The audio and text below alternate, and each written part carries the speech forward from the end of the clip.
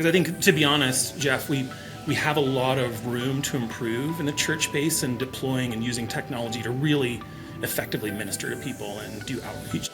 Welcome to the Church.digital podcast. Through this podcast, we'll talk about the technological innovations within the church.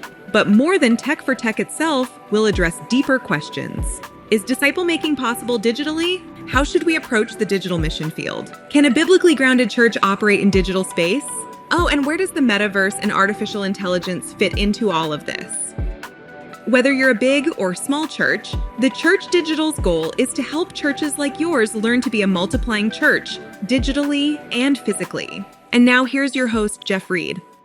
Hey, welcome to the Church.digital podcast. Jeff Reed here, founder of the Church.digital and host here of said podcast. Great to hang out with you here for episode 283. We'll get to that here in a little bit, but once again, episode 283 brought to you by Riverside. I love saying that. Riverside is a remote interview software. It's used by a lot of content creators and church. You should check this out. The quality of this software, the ability to connect, utilize artificial intelligence to find clips, to generate transcripts. Oh my gosh, it's so good. Summaries. We, the Church.digital, we use it almost exclusively across all of our podcast and YouTube shows. So do me a favor. Go ahead. Check out the software. Go to thechurch.digital/Riverside, thechurch.digital/Riverside, or find the link in the show notes and discover a little bit more about Riverside and what it can do for your church. Okay, hey, let's get into episode 283. I'm excited. About this conversation, this new relationship. You've heard me tease some of the stuff we're doing with Riverside. I love Riverside, but with Pushpay. And even coming up here some with Resi as well. Now, we're not going to get too much into the Resi conversation just yet. You got to hold on. It's not quite public yet, but I can keep teasing it because it's right around the corner. But on the Pushpay side, Pushpay is a CHMS, a church management system. It's a giving solution. It's an app. It's so much. It's probably one of the largest, maybe in the top three, Christian tech companies in the world, multinational, multi-continent. Like, it's really cool to see how this thing has developed over the time, acquiring Church Community Builder and acquiring Resi as well. And so, like, Pushpay is a force to be reckoned with within the church space. And so when Pushpay generates a report, does some interviews with churches, and releases what they call the State of Church Tech report, well, hey, you know what? I want to learn what Pushpay is learning in that situation. I want to get in there and talk about it. So here's what we're doing.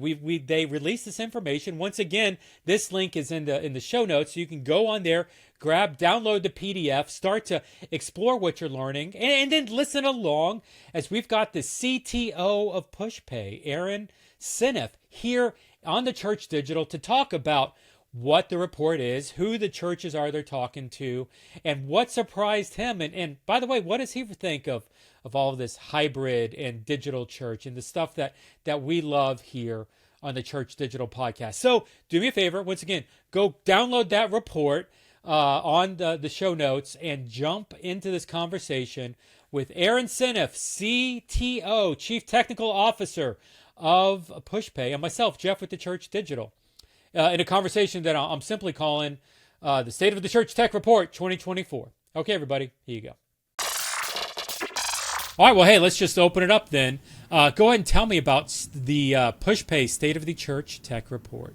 Yeah, sure, Jeff. So about 3 years ago, Pushpay started to do kind of an annual survey. And if you kind of remember where 3 years ago we were at in church, a lot of things changing, particularly driven by the COVID pandemic. But that really, from where we were at Pushpay, that really, from our view, was impacting technology decisions. And really was kind of hard for us even to get our arms around because the pace of it was so fast. So 3 years ago, we started this annual benchmark survey where we just send a bunch of questions to thousands of churches, and specifically the decision makers at those churches, just ask questions about how they're processing through decisions around technology that they use in the church. And our thought at the time was it would be helpful to us to try to figure out, okay, what strategically is important to churches, what's happening in churches, what are decisions they're trying to make, how does that inform maybe how our company could respond to that. But it was just such a wealth of information that was so helpful. We've published those reports. So we did it, the first report was a little over 2 years ago. We did it last year. And then we just on the heels of releasing our third annual State of Church Tech report, and really kind of interesting survey. First, I think there are themes that fall out every year that are informative. So obviously when COVID was going on, there was a lot of reacting and trying to figure out how to convert, so to speak, to a new world. Last year, we asked again, and you could kind of see a lot of refinement happening, more like, okay, we're settling in, but we're trying to figure out how to make the most of our technology.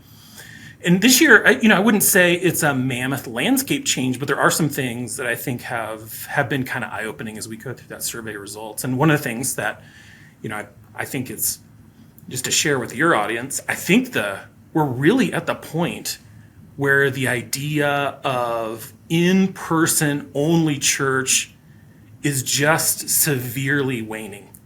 Like sometimes we even use the word abandoning. So large swaths of the church survey are saying, hey, we're hybrid, whatever that means to them, and we're probably not going back, which I think is interesting. That's one of those changes that persists out of COVID. I think another survey takeaway is there's a lot of insecurity among church staff that are making hard decisions about what technology tools really work for them or should work for them and how to make those decisions. But I'd say on the other end, I think what's interesting about churches is a lot of them are very progressive, very future oriented, and they're willing to take risks and try technologies, see if they work, and then kind of move back out of there if it doesn't work. So really interesting survey. I kind of love the takeaways. It's usually about 2,000 to 3,000 people. I think we had 2,200 respondents this year that participated. We've interviewed more than 6,000 churches as a part of the survey over the few years that we've done it. Really interesting repository of data about how churches are just thinking about technology. Yeah, love it. We're going to get into some of the hybrid aspects, and there's some really interesting. I was surprised, to be honest, by several of the stats that came out of this, and so we're going to get into it in a second. But just from an overall perspective, what were some stats that maybe surprised you, or were some key findings that popped up in the 2024 report? Yeah, we see this every time, and I would still say, even in my role is in technology that helps churches. That's what I do all day long. And I would say I'm still a little bit surprised, even humbled by the high importance that churches place strategically on the role of technology in their church organization. And that's encouraging to me, because I think, to be honest, Jeff, we have a lot of room to improve in the church space and deploying and using technology to really effectively minister to people and do outreach. So that's been true every year, that the primacy or the importance of technology and criticality to the mission is really evident. But I would say, and I'm gonna come back to this again, we're gonna talk about it some more. I think, church has really changed, and particularly over the last 4 or 5 years. I think you would probably say, and I'd agree, that change started a long time ago. But if you just took a blur of snapshot of what church looked like in 2019, and now, hybrid was probably a little bit still of the exception, even back before the COVID started. When you look at it now, there's just almost wide agreement. 91% of churches would say our future is hybrid. Now, there's a lot of variation in what hybrid looks like, but the idea of church being in person only, there are fewer and fewer churches that look at their ministry that way. And I think that's fascinating, because I think for a long time wondered, would we revert back to the mean? But I think what we're seeing is there's been systematic changes to how churches operate over the last few years that are persisting and are likely to persist into the future. Yeah, and that 90%, that's one of those. I think it was 90% that was hybrid. There was another stat that we'll talk about it. 91% live stream. That was shocking to me. And it almost caused me and there's some other things in Metaverse we'll get into, but there was just really surprised some of the stats that were pulled out of here. Where did you find the churches? Like, how did you connect with the churches that you were interviewing, and out of these 2,200 churches that reported in 24? Yeah, well, it's a cross section. So we survey. I think just there might be some thought. Well, these are big churches, right? Or these are progressive churches, or these are the big multi-campus churches that we hear about. The survey was all types of churches, from what we would say are smaller churches all the way up to the very big ones, across all denominational cross sections, whether it's non-Protestant or following a denominational line. And a lot of them are customers of ours. A lot of them are not customers of ours. We just know them because we're in the industry. And so I would say, like, when you look at the conclusions from the survey, this isn't, for the most part, this isn't like a segment of the church that's starting to think differently. These are thoughts that seem to be pervasive across just a huge and wide spectrum of churches in the United States, which I think is interesting. There's a lot of consistency, especially to that hybrid topic. Yeah, I love it. So you were saying hybrid here. I tend to like the phygital word better. If you go back, we talk about this on the podcast. I get ripped all the time for saying phygital. Like I know I was saying phygital pre-COVID. Phygital is a business term. That being in the corporate side of this, but. I've had somebody tell me, like, Jake Crandad, Saddleback. Jake rips me all the time. It's like, Jeff, it sounds like you're murdering somebody when you say phygital. And I'm like, how is phygital like the equation of taking someone's life? I don't know. It's a long story. But so phygital, we've got a lot of audience out there that's in the hybrid scope. So why do you think we're stabilizing here? 91%. It's even a decrease of those that are considering leaving from the report. Like we made it. Phygital hybrid is here to stay. How did we get here? Phygital, it makes you sound smart to me, Jeff. It's like Greek. Like it's. Thank you. So yeah, stick with that. Don't let the naysayers bring you down on that.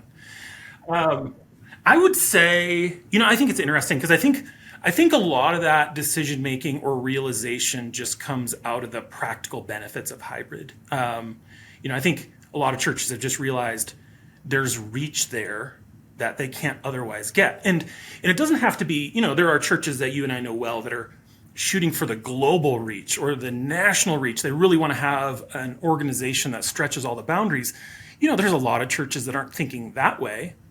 But I think, I'll give an example of a church I talked to last year, one of those, big multi-campus churches, and their staff would say, we are a physical church. We want to be in person. That's our goal. But they're still live streaming. They're still, they're still using digital content. And so I asked, well, why is that? And I think, they kind of gave me a list, and the list was, we're in a campus town. We have a lot of college students that come in and then they move out, and they're alumni. They still want to participate. So we keep in touch with them. Or, we realize we have some shut-ins in the community that can't always get here. So in order to keep them involved, we're gonna keep our live stream going. I think even in that case, you have this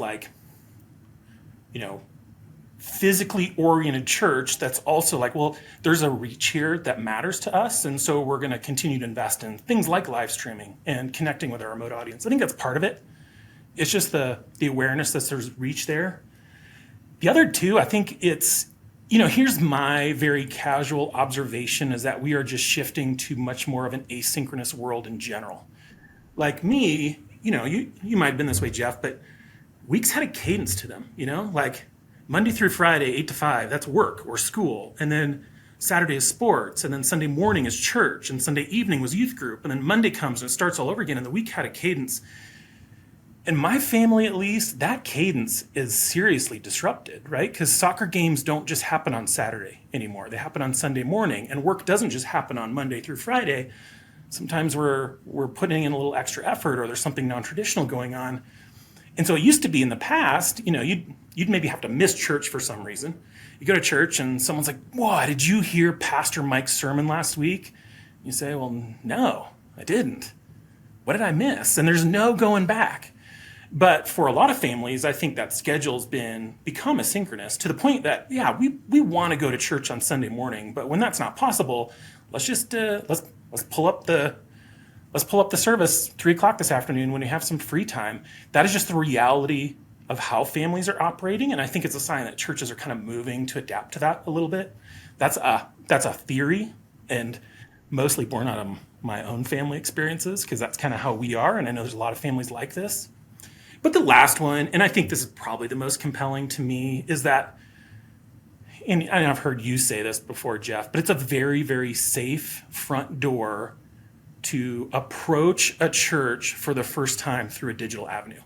That is just more and more how people want to interact with the church. It's just more and more rare, the younger you are, for your first experience to walk into a church and then try to decide, like, is this a place where I feel comfortable and safe? People are going to do that online first. And I think there's just a realization from churches, we need that front door, because that's our doorway into the world that's not walking in. Does that make sense? Love that. Totally, completely. I love that front door aspect. By the way, it's interesting. I'm actually preparing some material today, the day I'm doing this material for, I'm speaking at a Pushpay event coming up soon. And I ran across a stat. I'm actually going to use it. Southern Baptist Convention found this, North American Mission Board. A visitor a potential church physical attender will, 54% of them will attend an online service 4 times before they visit the physical church building. And it goes all the way up to 6 times, 7 times was what but 54%, the majority of people that would consider that are visiting your church building, watched your church service 4 times online before they would come to it. If for no other reason to do broadcast and to do your church online service, that right there, to get people in the physical building, that's incredible. But let me ask, because you said the word asynchronous half a dozen times, and I love the word asynchronous. That you're speaking my language, and I know Slack is big within Resi and Pushpay culture. I'm in those channels right now. I'm beating stuff up on a regular basis with the team. Let's hypothetical here. Why are we not seeing, or at what point do you think we see some of these asynchronous communities, these digital communities, start to be more effective or utilized within the church? I have not had the chance to participate in a church that does that well. So sometimes you're in a church and maybe the production team uses Slack, or you see Discord in some certain ministries, but just as a church community, I haven't seen that in my own personal church life. I know church lives are doing it, and I would say I would love that. And my experience mostly comes out of, it does come out of business, but there's a lot of parallels to sort of where business is at and where church is at. Because here, Pushpay is a big global organization. We have people all over the place. Very few of them sit near me. And so we're digitally communicating, whether it's through Zoom or Google Meet or Slack, regularly. And I would say if there's one tool that drives communication in our big remote organization, it's Slack. That's it. And if some of your listeners maybe haven't used these or aren't familiar or just not sure where I'm going with that. So let me just give you Pushpay's example. We have a Slack instance. We have about 650 people in it. They're across 2 continents, 5, maybe 6 time zones, probably 20, 25 states. And we're all in that together. And what I can say to every single person that I meet with in that 630 person company is that I am 1 Slack message away. So the way I think about that is you think of the old 6 degrees of separation or the 6 degrees of Kevin Bacon, the idea that if we just looked at our contacts, we'd all be 6 degrees away from somebody. But that's not very helpful if you want to reach out to Kevin Bacon. You're not going to find those 6 degrees easily, but now you're on this big asynchronous community and you're all there together and everybody is 1 Slack message away. So first of all, I just think that's incredibly powerful. And then we talk about asynchronous communication. I was doing some looking at our own Slack instance. So we have hundreds and hundreds of organically formed channels in our Slack instance. So first of all, channels are basically just common interests. So it's pretty interesting to me. We have business-based ones, right? Things that are about what we're doing. It's hey, what's happening in sales and what's happening over here in engineering and what's some new products we're launching. And if you want to know about those things, you have these channels you can jump through that are help you understand what business is working on. But this interesting thing that happens with Slack or Discord is you also get ones that are just about common threads that are even personal. One of our biggest channels is the dogs channel. just because a lot of people are dogs owners. So what happens, Jeff, is like, I just think this is so cool. Like someone joins the company, they get on a Slack channel, and they immediately find common interests with people and start joining up with these common interests. So you see groups forming. There's one over here for sports, one for dogs. There's one for cats. They don't like talk a lot. There's one over here for mountain biking. And immediately you see people start to integrate in the community and introduce you to, hey, this is the biking community. I got a bike. You guys got a bike? Do we bike around here? What's going on?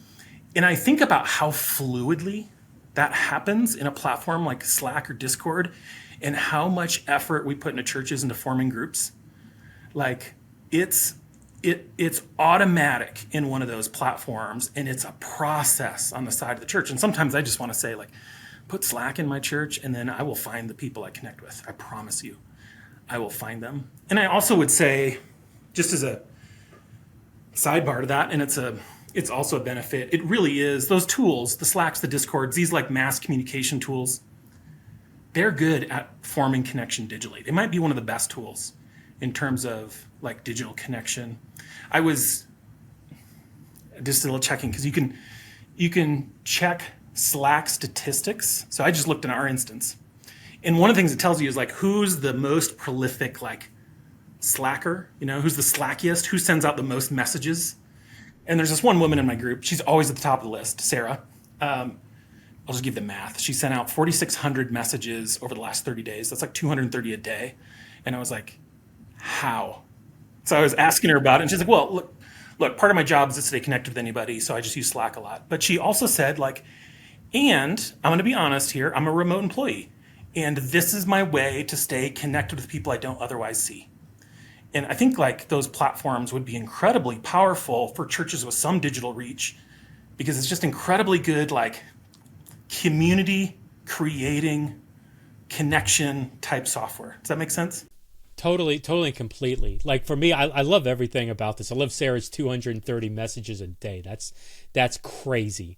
But what I see, like if we're talking about hybrid, we're talking live stream. Like these are churches that are using Resi equipment to awesomely so, but to broadcast these church services out. And one of the things that we're discovering is that the content, the church service, is great at a lot of stuff, but unless there's a community in place, you're really not going to see discipleship happen. And so like discipleship is always happens within community. And so like if you're broadcasting that church service, it's helping you get people into the building. But as you're broadcasting that church service and maybe people are outside of the reach of that building, well, now you've got an opportunity to engage with them digitally, start to introduce them into a digital community. It's so fluid, because like how many times have you finally made the decision to walk into a church? We've moved a lot in our lives, so we feel like we're always looking for a new church. You sit down in church and you look around and you're like, okay, who here is like me? Who would I bond with, connect with? And that is a needle in a haystack. But like you set up some of these messaging tools, and it is so fluid that it's almost effortless. It removes the friction and the uncomfort around finding groups that you identify with. That is what a church is trying to do a lot of times. Tell you what, I'm going to send you a link. Are you a Discord guy as well, or are you Slack? I have multiple workspaces on both. So yeah, Discord. I'm going to send you an invite to Lux Digital Church. It's a video game church. So I mean, hopefully you can get past that, but or work through that if you are a gamer. I don't know. But they are one of the best right now in how they're utilizing, it's Discord, but how they're utilizing async for that. So check that out, get inspired, and I've always have thought that the asynchronous tool is that next step. It's that missing piece. That representing that digital community. We can feed people into a physical community, but we've got to have a digital community. And even the digital community can boil the frog slowly, so to speak, to get people into that physical community. So really, really excited about that. Well, let me ask. Let's move on. It's 2024. Evidently, this thing called artificial intelligence is here to stay. And I've often thought that AI is, before AI exploded with ChatGPT, nobody was talking about artificial intelligence being like content creator. Correct. In my world, I was on panels. I was listening to technologists, sociologists, like they're talking about how when artificial intelligence comes on, it's going to be this revolution, this Renaissance era, because all the remedial, the menial, the trash pickers, like all the simple jobs were going to, no offense to trash pickers, I'm sorry, but it was the simple jobs were going to be gone.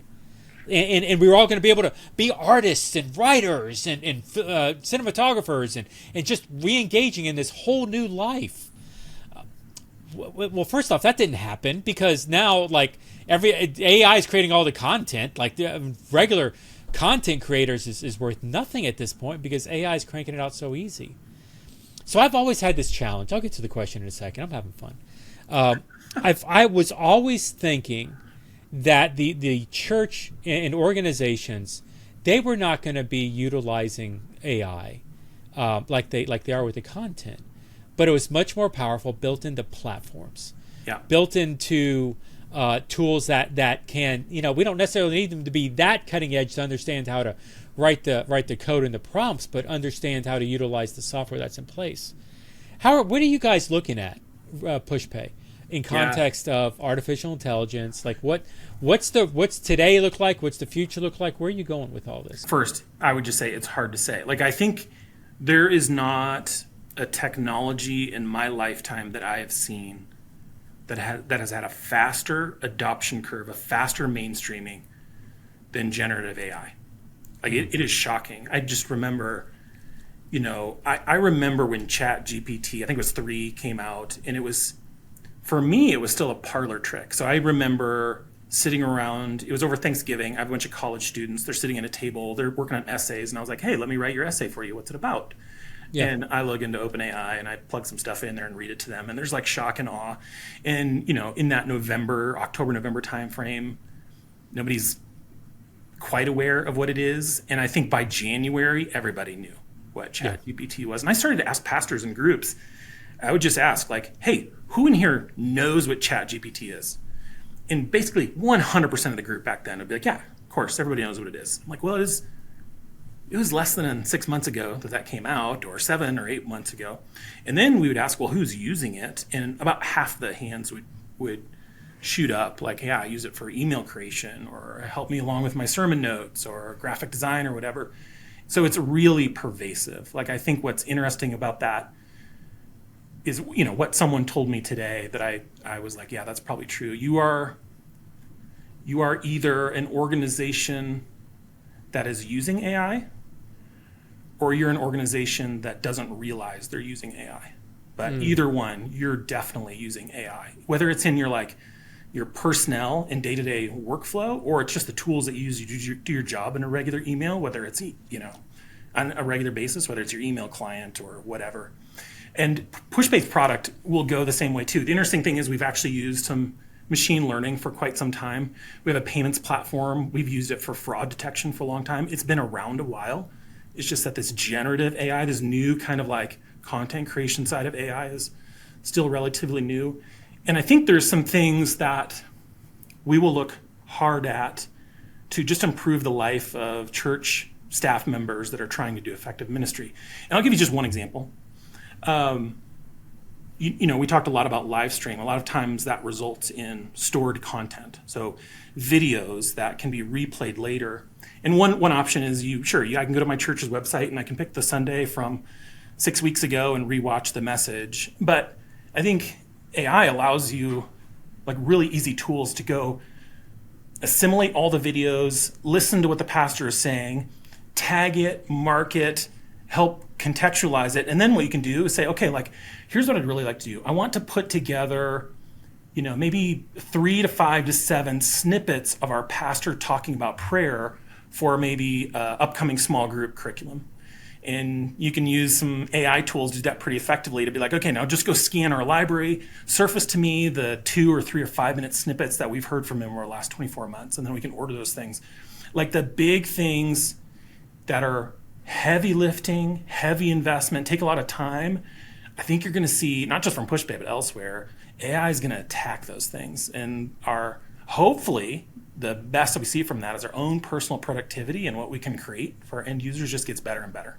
And I'm not fishing for anything when I ask this question. I just want to preface that. But is there anything ethically that you would not have AI to do? Like, do you have any stipulations or boundaries in place with it? Like, have you guys wrestled with anything to that level yet? Yeah, when you are building it into your product, you do get to set the boundaries pretty clearly. Like, a good example is this something we want to train on data that only we have. So we know where the data came from. We know that it's good data. We know who owns the data. We have chain of custody to it. So there's no question about where the response came from. Or is it a tool that trains on everything that's on the internet? And businesses like us can decide, right? Like, we can constrain that a little bit and say, well, for the safety of everybody involved, we're going to make it train only on these things, and we trust these repositories, for example. That's not true for every AI tool. And that's kind of a thing that the industry is wrestling with. You can go to ChatGPT and be like, hey, write a sermon on Romans 8 for me, and you might just get a script from Piper. And you don't know that you got a script from John Piper. Like, I think there's real concerns about like copyright infringement and sources in some AI tools to be aware of. And to be honest, the industry is going to wrestle with those for a long, long time. So for us as a business, with the concerns of liability and data accuracy, we'll make some choices about that when we use it to keep it safe. Awesome. It's not often we get a CTO here on the podcast, so I'm getting a little technical here. We're talking AI. Shifting gears a little bit, evidently there's this Apple device release called the Vision Pro. I don't know if you've heard of this, but evidently artificial intelligence is here to stay. Spatial computing is here to stay. There's a lot that's here to stay these days, it feels like. So what are the implications for spatial computing? Like, what are your thoughts, Pushpay's thoughts? Like, I'm just curious what you guys are thinking as you're looking at some of the stuff that Apple's working on. Okay. You have to go back a little bit. For me, I'll just kind of communicate my bias. I was an early adopter of, I think it was an Oculus headset several years ago when they were new. And my feeling at the time was, my hypothesis was, I think the metaverse can really change things for people. Like, in terms of immersive experiences, it could be really valuable for business, for gaming, for churches. We got to figure that out, but I think it's pretty cool. So I get an Oculus for work, brought it into work, and got a couple other colleagues, and we spent some time just using meetings like in a virtual metaverse environment. And my takeaway was, this is onto something, because I think my feeling was, as opposed to a Google Meet or a Zoom call, being in the metaverse was like a much more immersive, alive experience. It just felt a little bit more real. So my feeling was, this could work. The problem was, and it was partly the Oculus, partly, the tools that are available, just very high friction to make that work well. We're used to hitting a button and you're in a Zoom, and this was more like, okay, wait, what tool are we using, and how do I sign into that, and then which room are we in, and and who made the environment? Do I have to make? So the friction was really high, but my feeling was, oh, this has potential. Like, I could see it transforming both business and churches, and it cooled like a lot, right? Like 2 years ago or a year ago, Metaverse is everything we're talking about, and now you don't hear about it too much until recently. I think what Apple launched is so interesting, because I would say it is different. Like, it's a different type of immersive experience. What I think they did that was so good, I think, is the problem with like former AI headsets is you are either in the physical world or you're in the digital world. So I don't know if you've experimented with this, Jeff, but I'm for research purposes, on a game in the living room with the Oculus, and I might like kick the dog or run into a wall, because all you see is what's happening in the gaming environment you're in. And what Apple's doing is they're saying, no, they need to be merged together. So your physical world is still going to be there. You're still going to be able to look around the room, see what's happening, but we're going to lay over top of that, metaverse-like experiences. And I don't have one. That price tag is probably going to be a little bit of a barrier for somebody. I think it's like $3,500 retail. But boy, you know what? I like, when it comes to like figuring out how to remove friction, I do not bet against Apple. So I'm really interested in what becomes of that product line over the next 24 months. Yeah, I I trust Apple far more than I do Meta, Facebook. Sure. Like I just and so I respect what Facebook has built and Meta has built, and they're doing what they're doing. And I was funny. Just last week we did a podcast with the Church Digital's operation director Andy Mage talking about the Meta Quest, and I think the augmented reality, I think the mixed reality aspects are going to have a greater cultural impact than the virtual reality does. I know that's a controversial take, but I agree. I don't think people like to be blinded to the reality that's around them. It's interesting. Some of the shorts that we actually put from the podcast on YouTube got ripped, because it's comments on Facebook or YouTube, like everybody's negative. But I got ripped apart by a couple people because I was an idiot, because nobody wants to be blinded by the reality that's around them. Yeah. Now augmenting, adding to that is a whole other thing. And so I love that Apple's in that space. And I'm looking forward to the day that churches, how do I say this nicely, are willing, are capable, are able, are interested in experimenting and embracing that area. I think that's go ahead. because I think the 2D church experience is just not as good as the 3D church. It doesn't matter how much technology you put into it, and some of them are amazing and well produced, but you suddenly have the ability to try to, in a compelling way, recreate like an immersive 3D experience that's really feels like you're there in the church without it being on a flat screen. I think that could be powerful. Yeah. And then using something like that to feed into the community, into like a Discord channel or a Slack group, like that's powerful. That's what Stuart McPherson does. He's got Vector Church he preaches in virtual reality, but he feeds it over into his Discord. So that's exciting. I love some of the 3D experiences. I'm coming around to them, but it's the challenge with the 3D experiences is you don't get the community aspect. You're not sitting next to, you're not having a conversation with an avatar, you're not engaging or dialoguing with somebody. And so the churches that do the 3D experience make sure it's supplemented with some sort of a community aspect that you're going to need within your church. So absolutely. That's yep. Very cool. All right, so one of the things that popped up this in the report, let's get back to the tech report. I kind of took us on a tangent there. Sorry, I'm sorry for that. So one stat, and I'm going to read straight from my screen, 45% of those interviewed are not confident in adopting the right tech solution, essentially analysis paralysis. I have been running into this problem for years, where it feels like churches are excited, they want to talk about stuff, they get to the point where they get the committee together, whatever it is, everybody's on the same page, from top to bottom, everybody seems fine, and then it kind of takes time to cut the check, and it's crickets. Or pulling the trigger. How do we overcome that? Like, what is this idea that 45% of those are not confident in adopting the right tech solution? Like, how do we deal with this? Yeah, I think that's good. That was eye-opening to me too. Just the sort of the uncertainty and, I don't know what the right word is, anxiety that some church staff and volunteers feel about making some of those decisions. And I guess I can kind of relate to that. And probably, Jeff, it just comes to my technology background, because sometimes the technology decisions we make when we're making a product, I'll sometimes refer to the decisions like, is this a one-way door or is this a two-way door? Meaning we're going to make a decision. And if we go through this decision, if we go through this doorway, can we see what the room is like, and could we walk back out of the door and make a different informed decision if we want to? Or is this a one-way door? You walk through it and the door slams and locks, and you now are sort of stuck in that decision, or at least it's really, really painful to switch. And I would at least, like, one encouragement I would like to just share is, in reality, we think some decisions are one-way doors when they're actually two-way doors. Like, there's not that many technology decisions that we make that are irreversible, I would say. There's some that are harder than others. I think, just speaking to what Pushpay does, a donor management platform is hard to switch out. A CHMS can be hard to switch out. But even those, they're not locked one-way doors. They're just a little harder to get back through.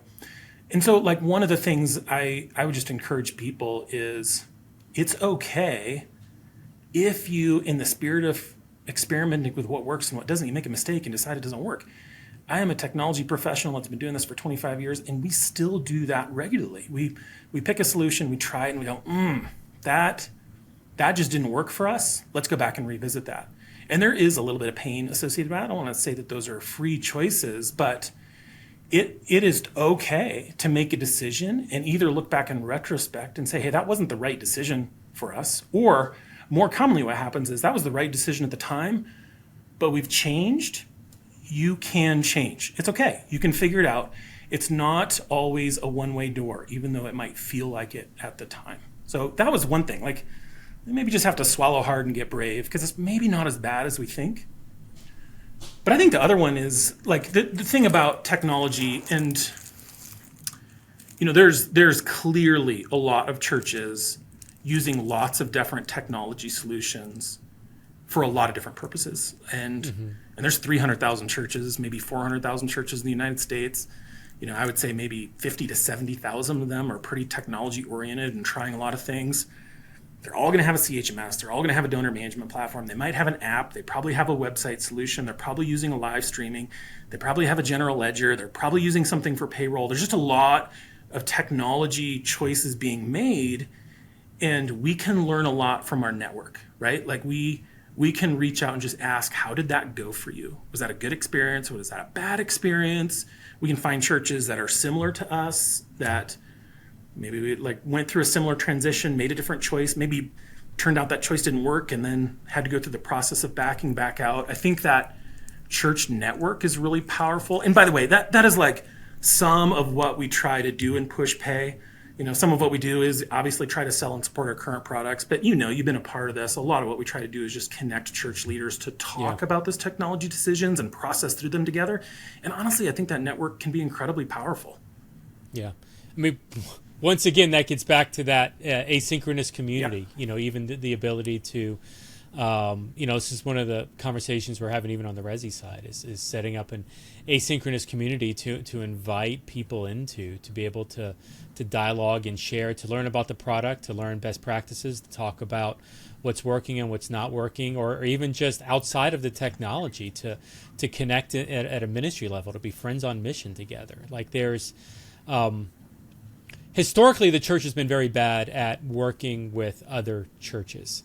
In biblical context, you don't see that. You see Paul on missionary journeys going around and encouraging and doing that and writing the letters. The Bible is filled with encouragement on that. But in recent days, I know it's a little harder for whatever reason. And but to your point, like I think a good example of that, I went to the Church IT Network this year. That's a pretty substantial conference that happens every year in West Palm Beach. And guess what? They have a Discord.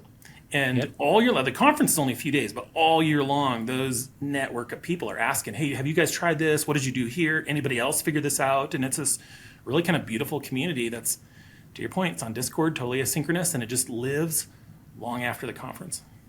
Were you? I didn't realize you were at that conference. I was there. I was there for at least one day, maybe two.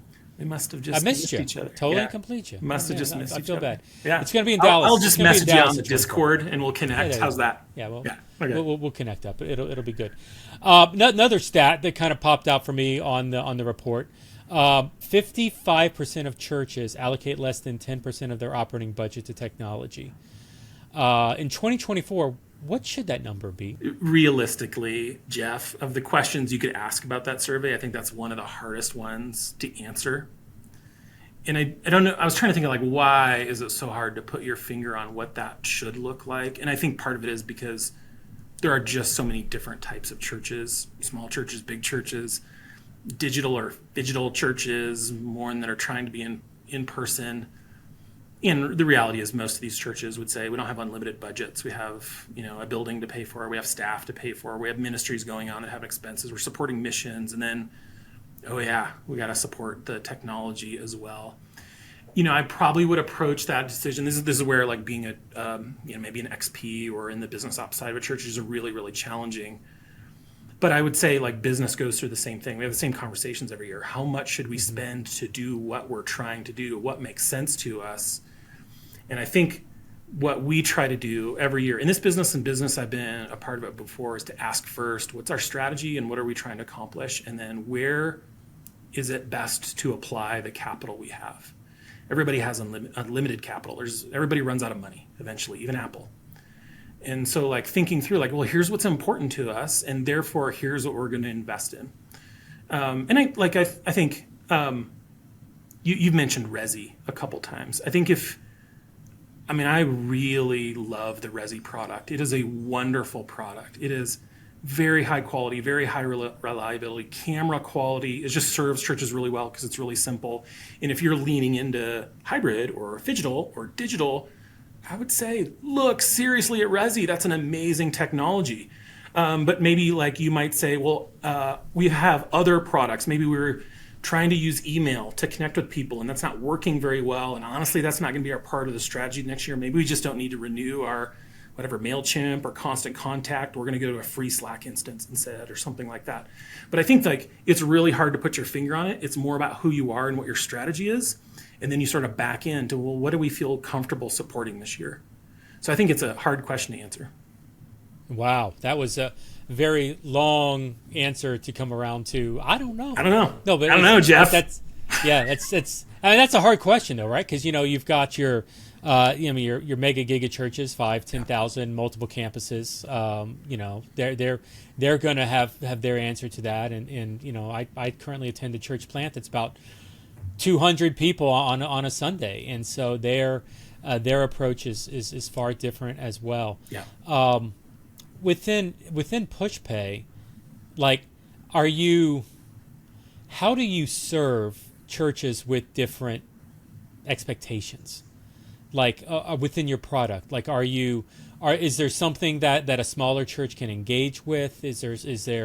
Are there features that the larger churches are clamoring for? Like, yeah. You're a tech company that's trying to reach, hundreds of thousands of churches in America, and I'm not even talking about the multinational aspects of what you guys do. So, like, how do you scale and scope that? Yeah, just really practically, every church is a little different. So when we're starting to engage with a church about, like, is there a product from Pushpay's portfolio that's right for you? First, there's a discovery process that goes on there so we can understand what the church is trying to do. We don't oversell them or undersell them something that maybe isn't that helpful to them in that process. What I would say is, like, I do think there's kind of a hierarchy of needs that you see as you go up the chain. The reality is right now, every church has an online giving system. Like, that is just ubiquitous. And you want to make sure it's a good one and you use it. So almost any size of church that scales up or down, we feel like we have a great industry-leading donor management product. And a lot of times we'll lead with that. Like, hey, this would help you. It would help your finances. It would help you just sort of collect more of the donations that your churches are giving you. So a lot of times we'll start there. And that, honestly, almost pretty universal up and down, like the size and horizontally across different types of churches. Then you get into the CHMS. I would say a lot of churches, as they grow, start to realize that that's a pretty strategically critical tool. So as you go from like the small church, like you, 0 to 200, maybe you guys have a lot of success and you wake up one day and you're at 500. And you're starting to ask the question, who are these people? And how do we organize our ministry? That's where a CHMS gets really valuable. And when we see that, then we'll start to talk to our customer base about, well, how have you thought about, merging your donor management with a CHMS solution, and you get all that data that's available to you. So I would say, like, there's, we know churches pretty well. We know what they're, generally speaking, we know how to, like, understand where they're at and get their needs at. And we try to meet them where they're at. Very cool. Aaron Senneff, CTO of Pushpay. Thank you for the time. This has been really, really good. You know what? There's one question that I wanted to ask, and you deal with a lot of hybrid churches. We've been talking about live streaming, and we've been talking hybrid and phygital, and so the majority of your world is physical churches that are doing digital as well. A lot of our audience are digital only churches that only exist in digital space. Without the physical building, the Lux Digital churches, which I mentioned earlier, Hearts Like His, Vector. There's so many at this point. I could just go on forever. It's using digital tools only or Metaverse virtual reality tools only. community as discord, discipleship happening in those spaces, things like that.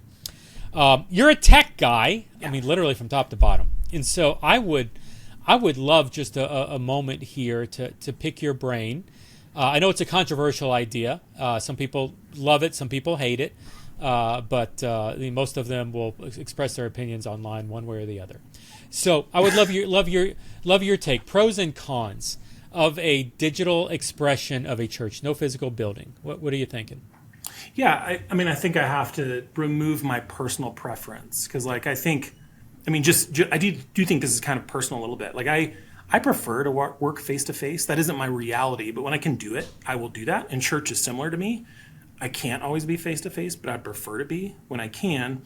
But at the same time, and you probably work with them too, like, work with amazing people that are remote all the time and that are much more effective than I am. So I think, like, that probably is true in church too. There are just people that are going to resonate and connect better with an all digital church than they will showing up physically to church. And that's why I would say, like, we need the Lux Digital Church. We need the Hearts Like His. Those are churches that we need room for in sort of the grand spectrum of churches.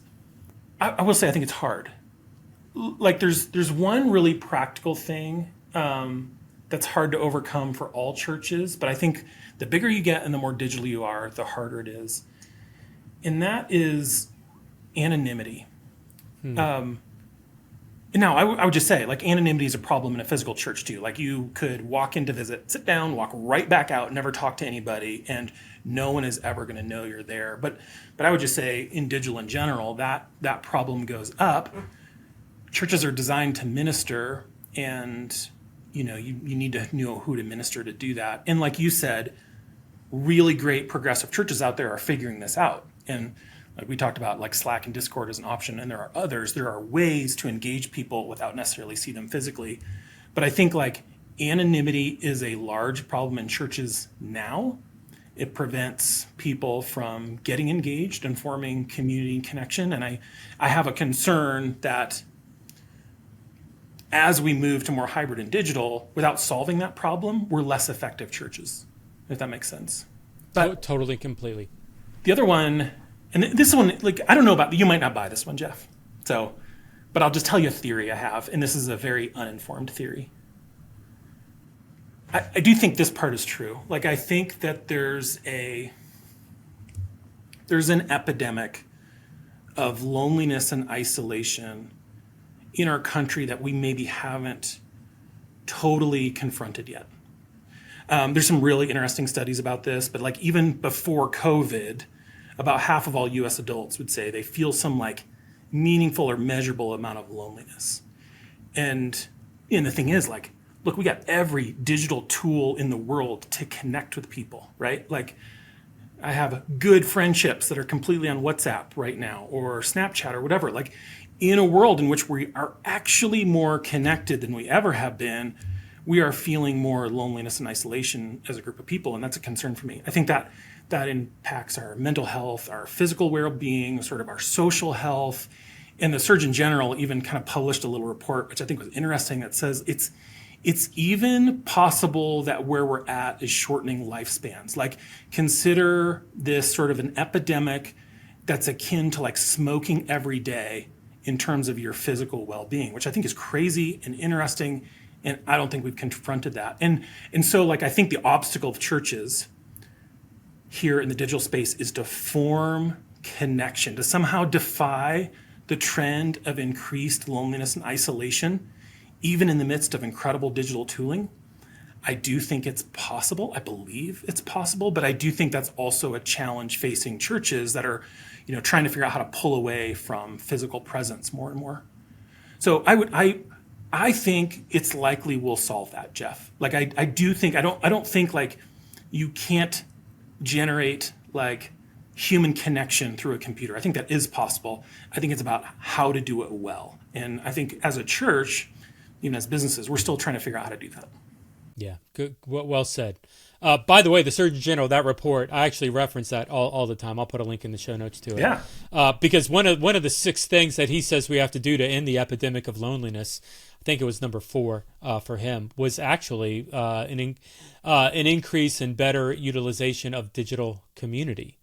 Like he's seeing that there's opportunities there that we're just not maximizing, and we're really not utilizing. I'm not even talking about the church. I'm just talking about like public general usage. And so what a huge opportunity for the church to engage in that, and it comes back to, that the content, the services, everything that we're doing online, it's got to drive either to the physical building, but what if we also drove to a digital context to allow people to connect in that space to that as well. And so, well, sir, Aaron, thank you very much for the time. Aaron Senneff, CEO. You just got a promotion. Love Congratulations. it. Molly will be alarmed that I accept. Molly's gunning for me now. So CTO, Chief Technical Officer of Pushpay. So thank you very much for jumping on here. Maybe as we're landing the plane here, any closing thoughts? No, I just I don't want anything I said to pour cold water on what's happening in churches. I think it's really exciting. I think the digital transformation we're going through in the industry is really, really exciting. I'm totally on board. And Jeff, I appreciate what you're doing with helping spread the word of what's working and what's not and getting people educated. Great forum. Love it. Thank you very much. No one can say that the church has not made leaps and bounds from, absolutely. 2018. Yeah. 5 years ago, 2019, 4 years ago. We are the church has improved from a technological standpoint so much. The challenge is that there's so much still to go. Yeah. And it's I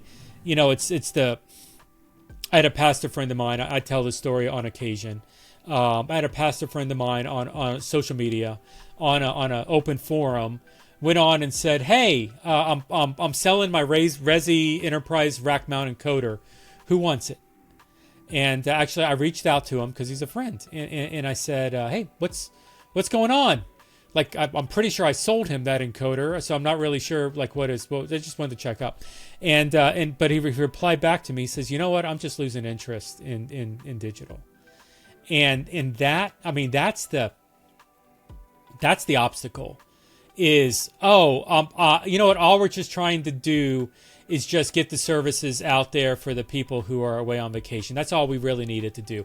It's put the digital in a box and set it on the side and say, this is what it is. I hope, it's interesting. You're talking about artificial intelligence. You're either using it or you don't realize you're using it. I hope that we get to that place with digital overall, where digital is so intertwined and baked into what our ministry is because of the scalability and the power that it has, that you're either intentionally using it or it's unintentionally happening, and as a result of the ministry being so intertwined into it. So I'm ranting. It's been a long day, but sir, thank you for jumping on the podcast. It's been great, but hey, we're going to wrap up. And so for Aaron, this is Jeff with the Church Digital. Thanks for jumping here on the podcast. See you next time on the show. You have a good day.